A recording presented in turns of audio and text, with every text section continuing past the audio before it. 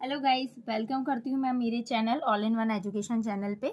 आज मैं आपके लिए लेकर आई हूँ नागार्जुन जी का जीवन परिचय, जिसमें हम देखेंगे रचनाएं, भाव पक्ष, कला पक्ष और साहित्य में स्थान। चलिए रचनाएं देखते हैं। सबसे पहले नागार्जुन जी की रचनाएं: युगधारा, सतरंगे पंखों वाली, खून और शोले, तुमने कहा था आदि। और भी कई रचनाएं, अगर आपको वो सरल लगती हैं तो आप वो लिखिए। बाकी जो मैंने ली है वो सबसे ज्यादा इजी है। आपको एग्जाम में कम से कम 2 रचनाएं लिखना रहती हैं, तो मैंने 4 ली हैं। आपको जो 2 सही लगे आप वो लिखें और याद कर लें।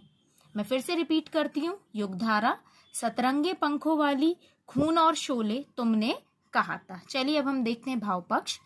नागार्जुन जी की शोषितों के प्रति सहानुभूति रही है। जो लोग शोषित थे उनको इन्होंने सबसे ज्यादा जाना है, पहचाना है और अपनी कविताओं में उन्हीं को ज्यादा उभर के दिया है या लिखा है। उनको ज्यादा उभरा इन्होंने अपनी कविताओं में।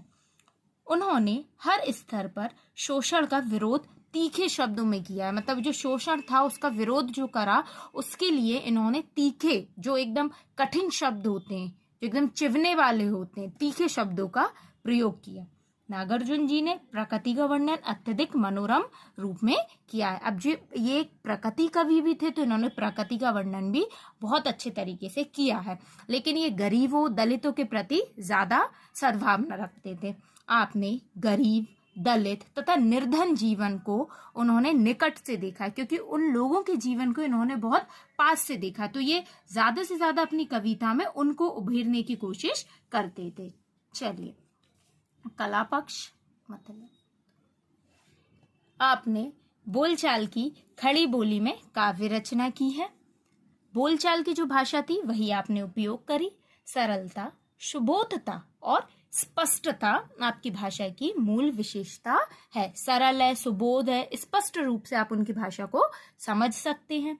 आपने छंदबद्ध तथा छंद मुक्त 2 प्रकार के काव्य की रचना की है।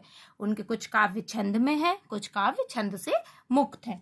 आपने अपने काव्य में अलंकारों का सहज स्वाभाविक प्रयोग किया है। आपकी कविताओं में हमें अलंकार भी देखने को मिलते हैं। साहित्य में स्थान: बिना किसी भय यानी डर, संकोच से अपनी बात को दमदारी से रखने वाले नागार्जुन जी का आधुनिक हिंदी कवियों में अत्यधिक महत्वपूर्ण स्थान है। ये अपनी बात सटीक रूप से बिल्कुल बिना डर के लोगों के समक्ष रखते थे, इसलिए हिंदी साहित्य में इनका प्रमुख स्थान है।